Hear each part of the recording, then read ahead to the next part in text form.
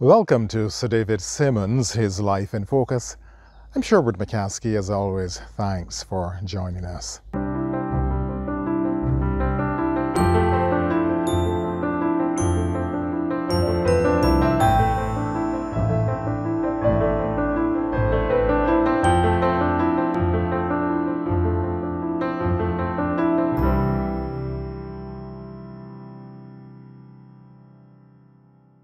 In this week's episode, Sir David speaks of what eventually became a long and rewarding association with the people of St. Thomas.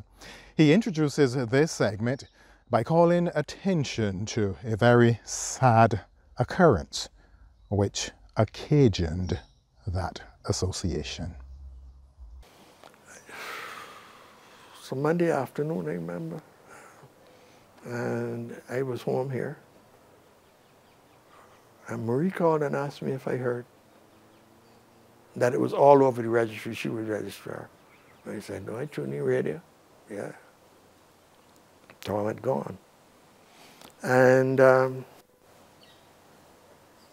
first person who called and said, I had been a senator because I'd lost a seat in St. Philip in 81.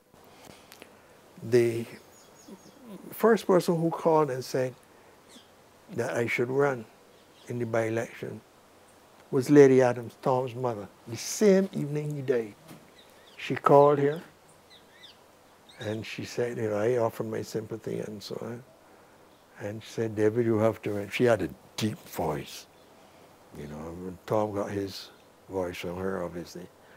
David, you have to run in St. Thomas. I'm going to speak to the people up there. But she didn't need to speak because in a matter of hours, Doris Bowman, Jolly Bullard, Lawrence Johnson, all of them were calling and saying they had spoken to Bree and told him. But we had to have a runoff. There were other people interested in the seat.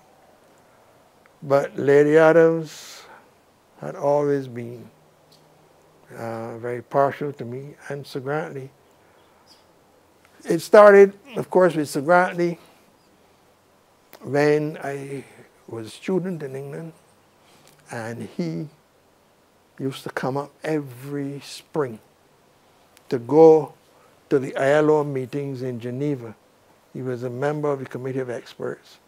And used to pass through, and he stayed at the Charing Cross Hotel near Trafalgar Square there. He stayed at Charing Cross Hotel next to Charing Cross Station, and he would always get in touch and ask me to bring home a few of the fellas, and we'd go and have some drinks with Sir Grantley. And the day after, it was my responsibility to take Sir Grantley on Charing Cross Road to a bookshop called Collett's that sold socialist material. And he would go there, I would go with him, and he would buy the latest Fabian pamphlets or whatever. And so when I came home in '68, that I'd mentioned before, I went to see him and Lady Adams, and they had me for lunch and so on. He was a big influence in my life. The way that he was so humble. He's a man who had achieved greatness, but yet he was so humble. And I tried to let his example wash off on me and resonate with me. In a previous episode, Sir David reminded us that he shared his birthday with Sir Grantley Adams, who was born on April 28, 1898. Now back to St. Thomas as he details his introduction to that parish and the by-election campaign of 1985. There was to be a runoff, and O'Brien Trotman was, there was talk about O'Brien running and Glenn and so on, but ultimately it came down to me. But Bree gave me probably 8 or 9 weeks to campaign. And the day after the vote at Rock Hall Social Center the night, Thereafter, Caswell Franklin came. Caswell had been a member of the group. Caswell came here and we set off. And Caswell and I became friends from then. And he subsequently became my personal assistant. We are not as close now because he's a senator in the opposition and so on, but Caswell is Caswell. Anyhow, we did some important work campaigning. I found out one of the reasons that I lost the 1981 election in St. Philip North was that the voters list had been padded with people known to be sympathetic to the Democratic Labour Party, but coming from other constituencies who voted. We had our suspicions. And when we checked back, we found that there were about 170 people who were wrongly registered. And I wrote a letter to the Chief Electoral Officer, Mr. Dennis Smith, and complained. And he took a few months and he got back to me and he said that everything that I said in the letter was true. These people should not have voted. But he pointed out it was my responsibility as the candidate to keep that list clean, clean it, prune it. If people were on the list who should not be on, I should have objected and didn't do anything like that. Still not aware of all of the nuances of politicking. But we decided for St. Thomas, we were starting on the ground. So Caswell and I, every morning, would leave here with the list and go from district to district and check. Caswell had the forms, the claim forms and the objection forms. And as we came across people, we filled up the forms, and the next day he would take the forms to the returning officer. And that was important because we must have done well over 600, either in claims or objections. We cleaned the list. And I won by 485 votes. God rest his soul. My opponent was Junior Rock. He just died. But he ran me very well. And it was what we picked up, too, in working on the ground, was that Tom had lost some of his popularity in St. Thomas,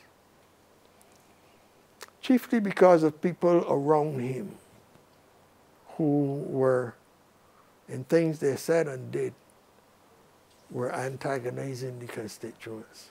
He may not have known about it. I'm sure he didn't know.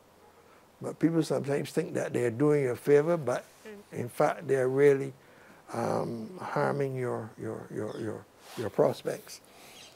So that was that, and I had a long sojourn with the people of St. Thomas, 16 years. Excellent relationship, I can't say less. One of the things I must tell you, I learned that for as great a campaigner as he was, and as careful a campaigner as he was, where he moved with his cards and he had the names of the constituents written on cards and all the family information and so on. Tom was never able to win Melrose or Bridgefield or Shop Hill on the main road.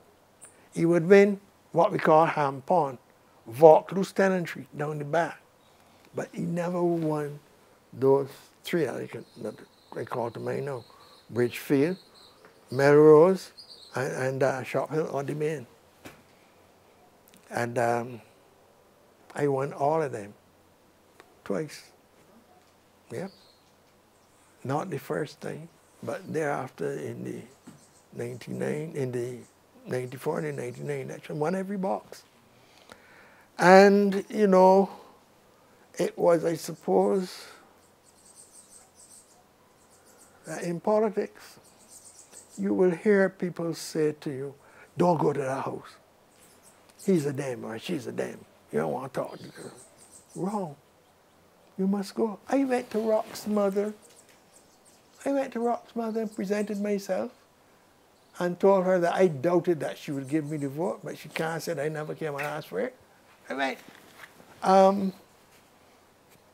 You never know. It may be that the mother, yeah, is against you, but there may be 2 or 3 inside who are for you. So I think you should go to every house, and I tried to do that when I was campaigning. But as I say, I know there were people who would, but they tried it with me, some of his canvassers. Man, don't go. I said, no, I go into every house. Yeah, but it was, campaigning is interesting because you learn so much about the social history of Barbados. You know, it fills a lot of gaps in your head. One of the things that I like to think about is what I was able to do for 40 Acre. 40 Acre was there, little tenantry, backwater, nobody paid it any mind at all. Nobody did anything for those people. I got the road fixed, got a proper road. I paid $3,600 to contribute to putting in water for those people. Carolyn Leacock helped me raise some funds, and yeah, to give the people in 40 Acre water. But you know, I built pavilions and so on. They're there in the constituency. I tried to do the roads. Hopewell was a big issue in the by-election. It had been a road that had been neglected. And it's one of the first things I did. I got a spanking new road built at Hopewell. Many other places.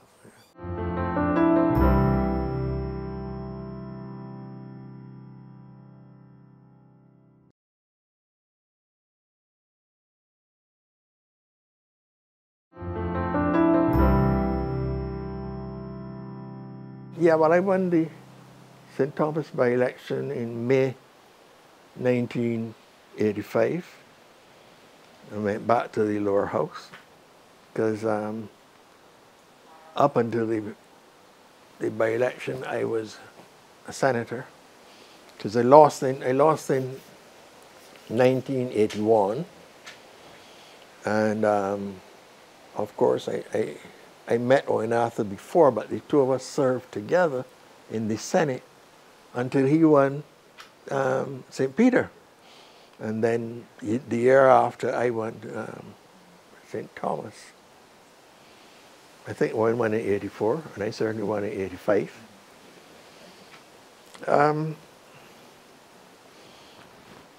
The Labour Party was the government at the time that I won. Bree became Prime Minister after Tom died. And I was appointed Attorney General and Minister of Home Affairs just for a year, because general elections were due in the following year in 1986. And the Labour Party got very badly beaten. The public said that the clock stopped at 24-3. There are 24 dams to the 3 of us, and of course they were quick to call us the 3 blind mice. But it was a daunting experience, but not one that we felt unable to cope with. And Henry became the leader of the 3 of us, and the 3 of us lived very closely. I suppose every day we spoke. And certainly Owen would call me every morning between 5:30 and 6 o'clock, and we would talk something. What was happening and what we were going to do, or what bill was coming up, or resolution, or whatever.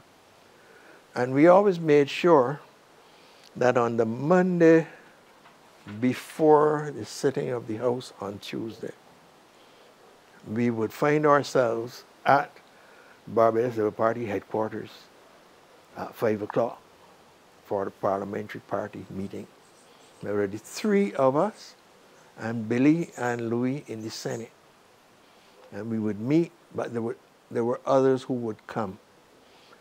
Not some of those who lost their seats and so on. And it needed a little time for them to recover from the shock of the defeat and the trauma and so on.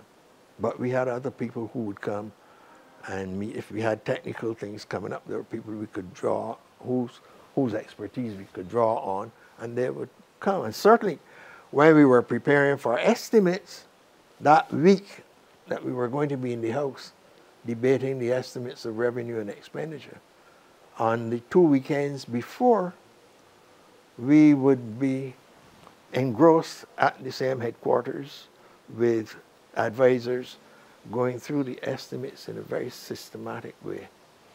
So we prepared ourselves, and we felt that we had a duty, because even though we only got 3 seats, I think we got about 40-something% of the vote. And we gave better than we got. Suppose all of us could talk, but the records will show that in 2 estimates debates, the 3 of us spoke more hours than the 24 of them. And we weren't talking foolishness, I want to say. All was going well because the election of '86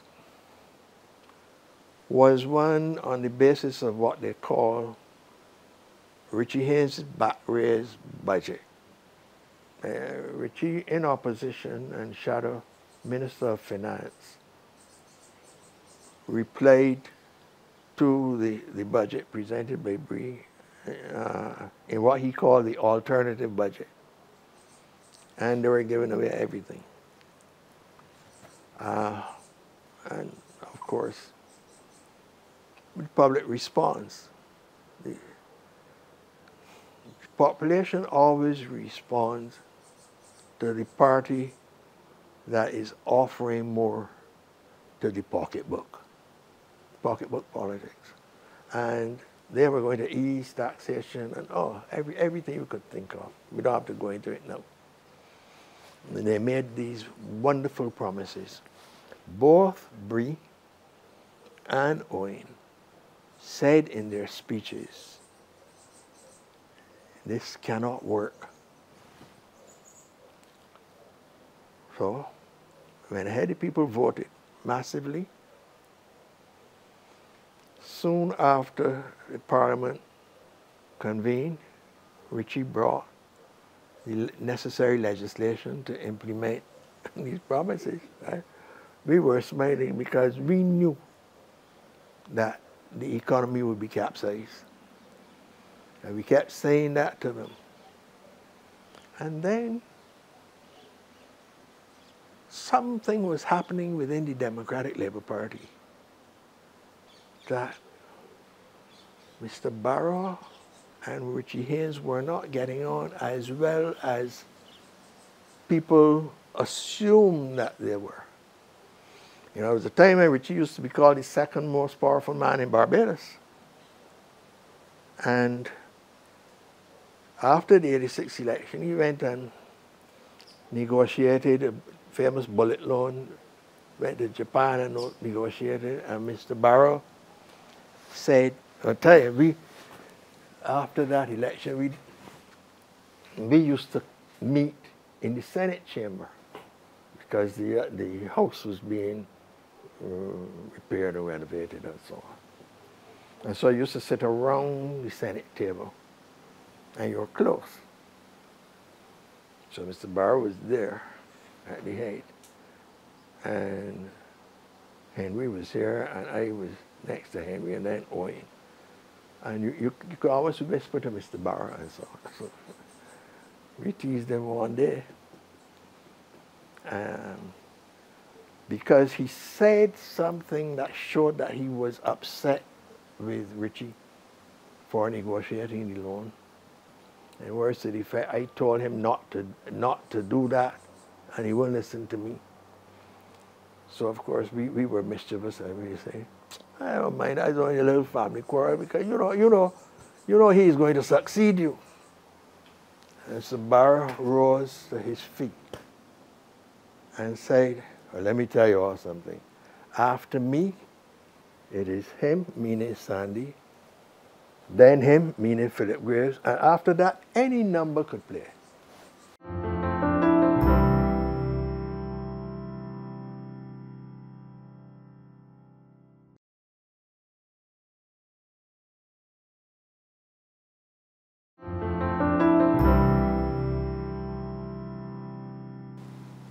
If you look at Hansard now, you wouldn't find that exchange. But the Nation newspaper carried it.